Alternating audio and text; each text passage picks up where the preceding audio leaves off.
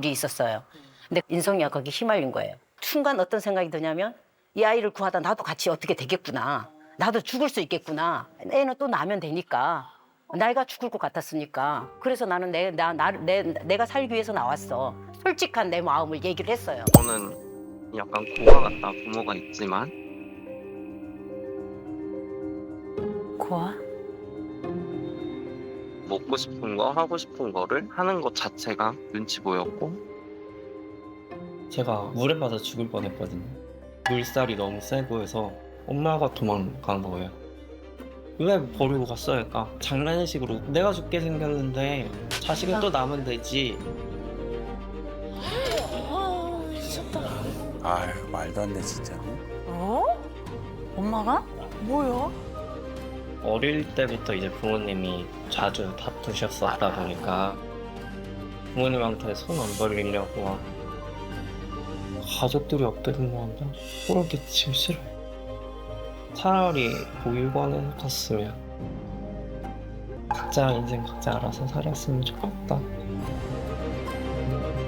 백인성의 엄마 윤은혜라고 합니다. 아, 네. 어머니시고요. 네, 저는 34살 백인성이라고 합니다. 아, 네. 좋습니다. 어떤 부분이 부담스러운 거예요? 엄마가 원하는 거는 딸 같은 아들이어서 주로 이제 비교를 했던 게 사촌 여동생이 이모랑 같이 어디 여행 갔다 오면은 되게 부러워하면서 이모들은 딸이 있어서 엄마 이야기도 잘 들어주고 이런다더라 이런 이야기를 했을 때 이제는 조금 그런 말 자체가 이제는 조금 힘들다 그래야 될까요? 아, 그리고 외가 쪽에서 보는 저는 네. 너무 올바르게 잘 자란 아이여서 아, 인성이 오빠처럼 커라, 인성이 형처럼 커라 이게 어렸을 때부터 들어왔었던지라 이제 제가 힘들고 그래도 이제 어른들한테 말은 못하고 어쨌든 따로 지내다 보니까 엄마 보러 와 보고 싶어 이렇게 말씀하신 적이 있어요. 근데 제가 가도 편하지가 않고 잘 안 가거든요. 근데 이제 그때 엄마가 하신 말씀이 엄마 살아있을 때 잘해 이런 말이 그냥 이 관계 자체가 조금은 이젠 다 부담이 되고 어떻게 하는 게 서로가 상처 안 될지도 궁금하고 경계가 모호해요. 딸 같은 아들이 되어줘. 이런 얘기 할 수도 있는 거거든요. 또 내 자식과 함께 같이 여행 한번 1대1로 가보고 싶은 거 그게 내 부모로서 큰 소망이라고 난 생각하지 않는데 아들이 이것마저 좀 부담스럽대요. 이 아주 경계가 모호한 게 명확한 어떤 사건이 있었던 게 아니에요. 이 얘기는 좀 자세히 들어봐야 될 것 같습니다. 네. 저는 여기서 궁금한 게 이런 네네. 서운한 부분들을 엄마한테 좀 얘기한 적이 있나요? 아니요. 왜요? 짐 될까 봐요. 그럼 약간 좀 엄마와의 단절도 좀 생각하시는 건가요? 이 이상의 더는 안 바랬으면 딸들이랑 뭐 했다 이런 말은 안 했으면 좋겠다는 그냥 그 정도만이라도 왜 신청을 했어? 그랬더니 엄마 나한테 서운한 거 있잖아, 많잖아. 그거 마음 엄마 한번 털어놔 보라고. 그래서 생각해 보니까 근래에 많이 서운했던 부분들, 그러니까 그동안도 서운했던 부분들. 그래? 그럼 한번 해볼까? 그래 보지 뭐. 나도 한번 내 속에 있는 거 좀 털어놔 보지 뭐. 네, 그래서 응했어요. 근래에 있었던 건 어떤 걸까요? 최근은 어버이날. 인성이 어떻게 했냐면 두 번 명절은 이모들 것까지 선물을 꼬박꼬박 챙기는 그런 아들. 그리고 조카들 생일 전부 다 챙겨주는 그런 오빠, 형. 저한테도 단 한 번도 빠뜨리지 않고 이게 뭐 생일 때든 언제 어버이날 때는 이렇게 챙겨줬는데 올 어버이날은 아무것도 없었어요. 그래서 저는 이제 충격인 거죠. 너무나 잘했던 그 아들이 갑자기 변한 거잖아요. 그래서 저는 너무 충격받았어요. 아니 그러면 그 이전에 있었던 일이라는 건 어떤 일일까요? 그 이전은 엄마하고의 대화 가운데서 이렇게 자연스럽고 부드럽고 이런 게 아니고 틱틱거리는 거. 아 됐어, 알아서 해. 뭐 이런 식으로 이렇게 말하는 부분 때문에 이렇게 조금씩 서운함이 이렇게 쌓여 있던 거죠. 네. 근데 아들이 내 가족이 함께 있을 때 살이 닿는 것도 싫대요. 어깨동무를 하는 것도 싫대요. 이건 짧은 시간에 갑자기 일어난 일은 아닐 것이다. 그간에 무슨 일이 있었던 거예요? 일단 어렸을 때부터 부모님이 자주 다투셨었고 형한테도 많이 맞았어요. 네, 네.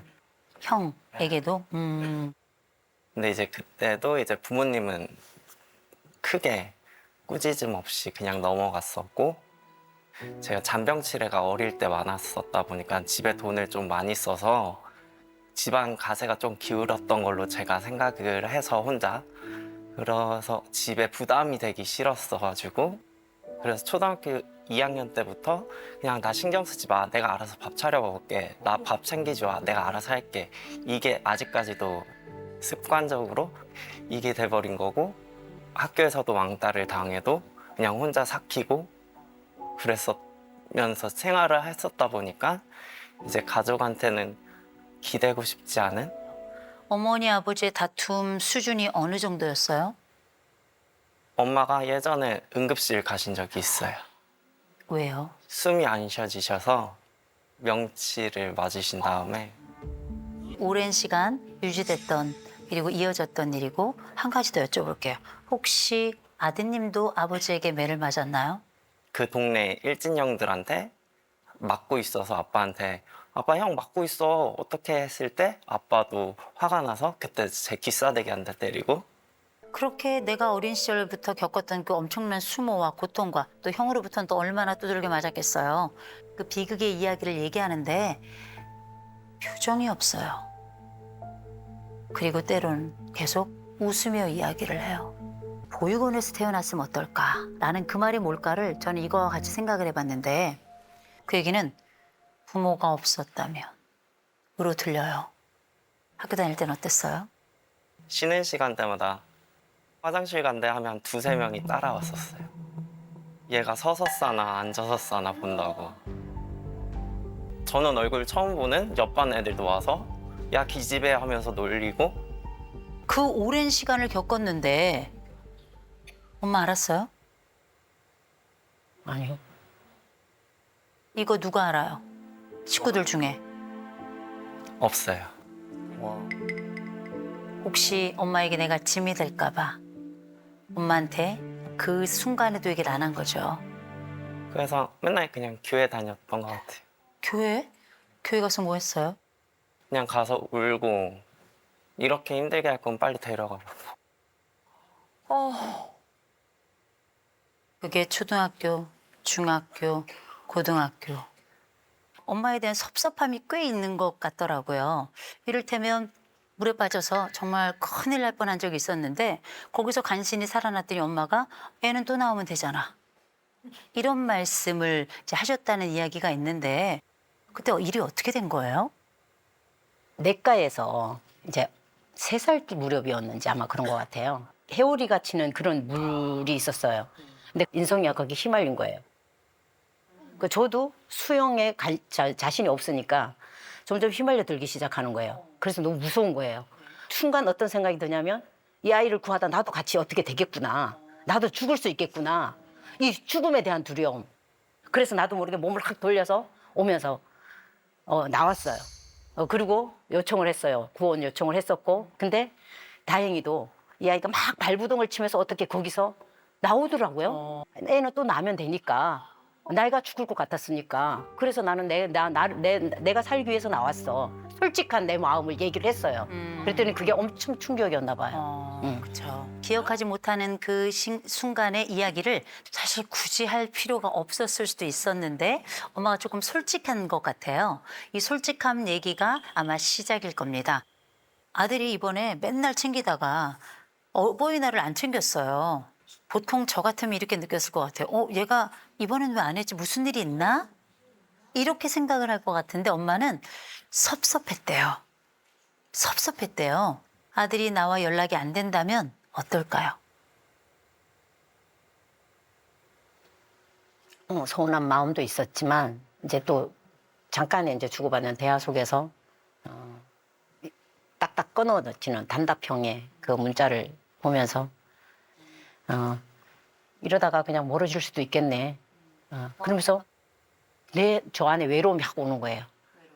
외로움이 몰려오면서 울게 되는 거예요. 외롭네.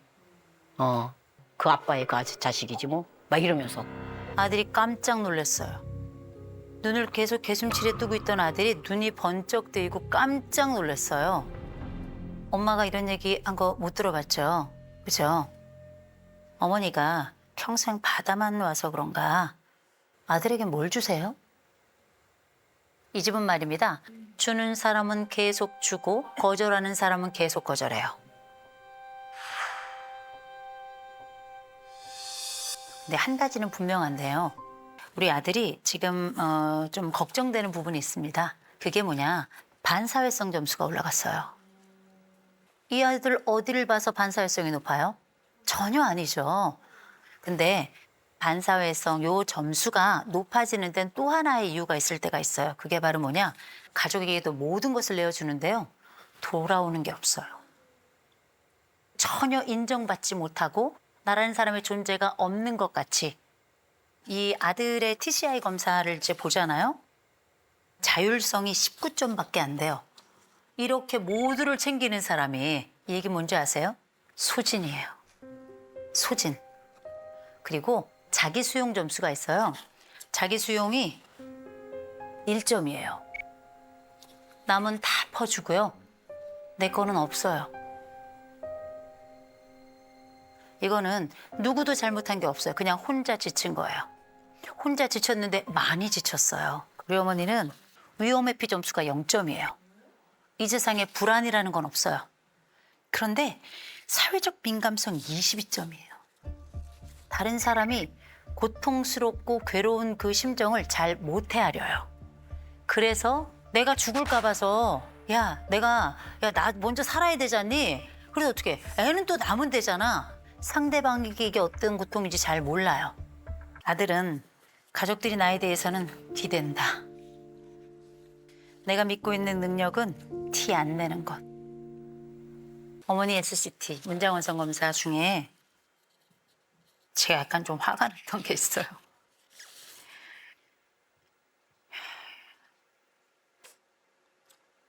다 좋대요, 어머니는. 다 좋아요. 다 좋거든요. 다 좋아서 아들이 더 불쌍해요. 지금 제일 버거운 건 뭐예요? 저 그냥 좀 편해지고 싶어요. 그냥 어디론가 사라지고 싶은. 아들 얘기 들으면서 어떠셨어요? 짐을 떠넘긴 것 같은. 저는 이게 남편의 부재가 많았었고 남편이 경제적으로도 책임져 주지 않았었고 그런 부분들을 혼자서 다 감당을 해야 됐기 때문에 제가 숨쉬기도 버거워갖고 그렇게 살던 내 모습을 아이들은 어릴 때부터 계속 지켜본 거죠. 그래서 제가 기억하는 우리 아이들의 사춘기는 없어요. 딸 같은 아들이라고 한 것은 이 아이가 어릴 때부터 엄마 힘들어하지 마. 내가 있잖아. 그리 어린 것이 그런 말을 하고 엄마 눈물을 닦아주고 그리고 이제 4살, 5살 때 내가 이제 화장실에서 이제 여자니까 앉아서 일을 보면 자기도 옆에 와서 앉아서 일을 보는 거야. 엄마, 이모들 딸 있다고 엄마 부러워하지만 내가 엄마 딸 해줄게. 근데 이 아들이 왜 고통의 이야기를 하면서 자꾸 웃는지 알았어요. 나라도 우리 엄마 힘들게 하면 안 돼. 그래서 이 아이들은 전형적인 스마일 마스크예요. 그 고통 안쪽에 뭐가 있는지 누구도 예측할 수 없어요. 왜? 웃고 있으니까. 그죠? 아들이 한 3년간 연락 안 할 거예요. 눈물이 나요. 눈물이 나죠. 그래도 참을래요. 아들이 건강해진다면. 정말 몰랐는데 얘기를 좀 해주면 좋은데 난 너무 힘들어요, 진짜. 그렇게 얘기를 하고 싶었는데도 왜 한 번도 얘기를 안 하는 거예요. 이게 왜 이런 얘기를 하냐면 그냥 원래 연락 안 해도 돼요. 근데 왜 여기 나오는 줄 아세요? 죄스러워서. 만지지 마. 만지지 말아요. 엄마 만지지 말아요. 엄마 너무 죄송한데 지금부터 혼자 울어야 돼요. 내가 내 아들이 이렇게 힘든지 몰랐다는 거 아나? 아나? 이제 혼자 남겨진 것 같은 이 마음을 어떻게 해야 되나? 엄마가 우니까 지금 아들이 울죠. 3년 이기적으로 삽시다. 제가 3년 얘기했더니 엄마는 울고 아들은 고민을 해요. 그래서 어머니께 좀 부탁을 드리려고요. 딸 같은 아들 그거 말고요. 짐이 아니라 힘이 있는 그런 아들이 옆에 있었으면 좋겠어요. 오늘 아동학대에 관련된 이야기, 무겁고 너무나도 중대한 부분을 같이 이야기하게 될 텐데요. 제가 옛날에 어떤 교회에 강의를 하러 갔는데요. 한 아이가 아주 이러지도 못하고 저러지도 못하고 쩔쩔 매는 거예요. 그 아이가 9살이었는데 제가 그래서 잠깐 강의를 멈추고 잠깐만 친구 지금 혹시 화장실 가고 싶어? 그랬더니 네 그러는 거예요. 근데 그럼 화장실 다녀와? 그럼 보통 다녀오잖아요. 이 친구가 옆에 있는 엄마를 보는 거예요. 쩔쩔 매면서 이제 엄마가 가죠. 그러니까 이 친구가 얼른 화장실을 갔는데 전 소변을 그렇게 빨리 볼 수 있는 사람이 있는지 몰랐어요. 마치 중간에 끊고 오는 애처럼 너무 빨리 갔다 온 거예요.